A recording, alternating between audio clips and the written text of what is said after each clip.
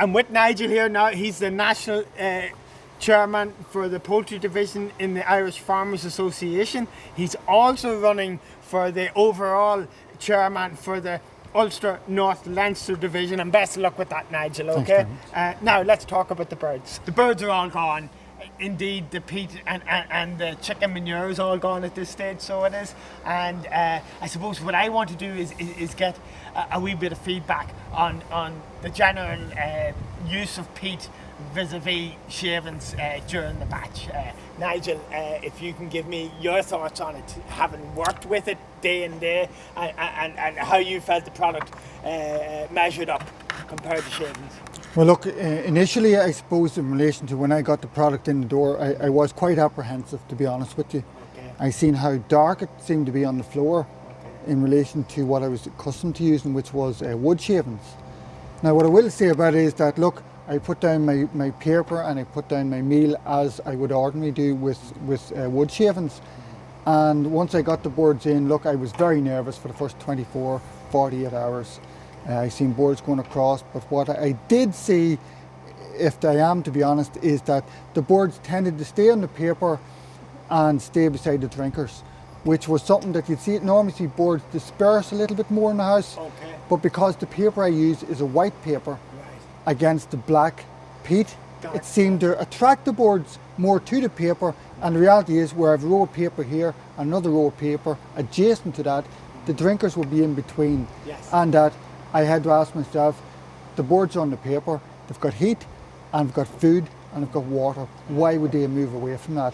So look, once I got over the initial shock of seeing how dark and whatever it was, I would have to say 2 or 3 days down the line, I was getting happier. At day, I suppose 5 or 6, or day 4, I started to lift the paper.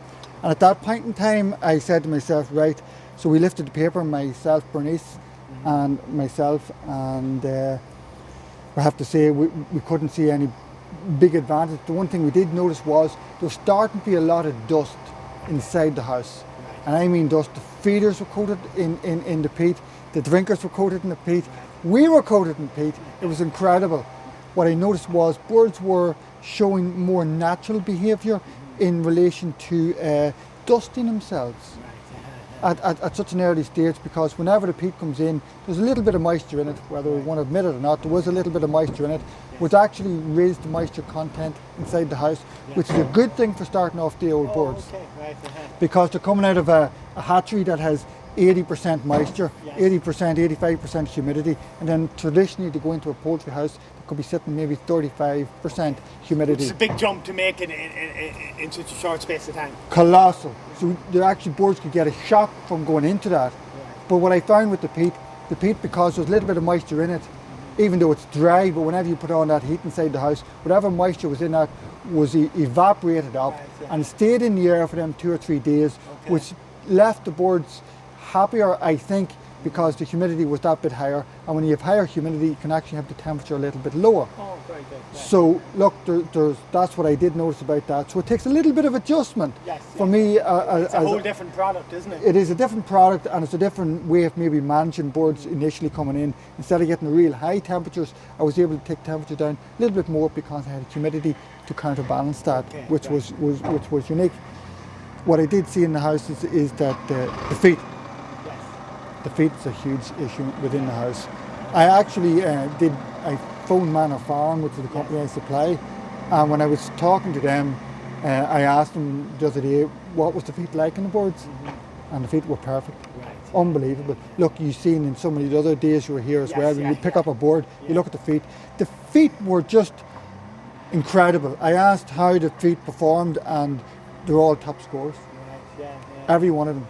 And if birds are happy on their feet, they're staying on their feet longer, they're happier birds, basically, yes. Well, look, as a welfare indicator, we talk about foot pad lesions, and there's a scale of that, you know, when you have A's and you have double A's and triple A's, and look, all from what I've been told is that all my birds that were sent into the plant all had the highest possible score. Oh, fantastic, right, yeah. Which is, and look, if in relation to the Department of Agriculture welfare legislation, which we all abide by, Yes. you know, that's what you go on. That's one of the fundamental bases Wow, right, that we judge boards, Okay. and the welfare status is the feet of the board. Very good. And even the toes of them were spotless. Like Right, yeah. like people that was coming here were taking the boards away. I'd present them with a board, and it was just phenomenal. Yes, Now the flip side though is it is a more expensive product. The price is more expensive, and I have conceded that it's a premium product,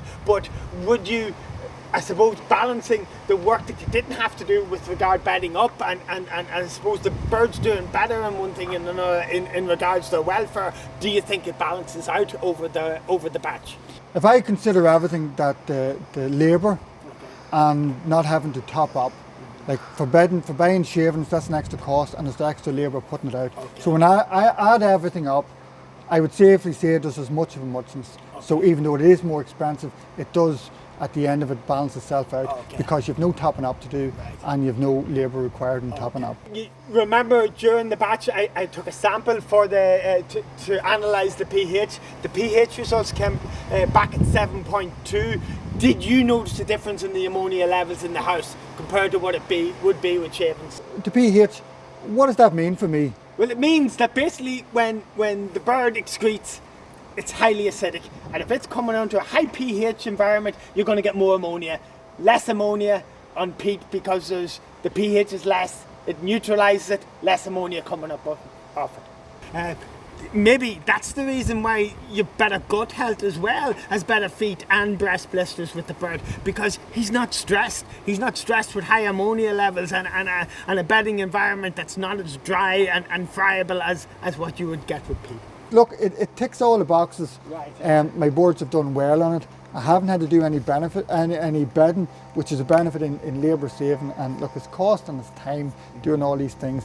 The boards seem happy. Whenever you see boards dusting up within a house, it's great. It's great for me as a farmer to go in and to observe. I will be using this again in the next batch, and look, I'll use it for a period of time. It's hard to tell. As I spoke, when I spoke with girls in the office in Manor Farm, and I was asking for their opinion on it, and they said, well, look, it was early days. You know, you can't really judge it on one batch as such, but I would say I'm happy with it.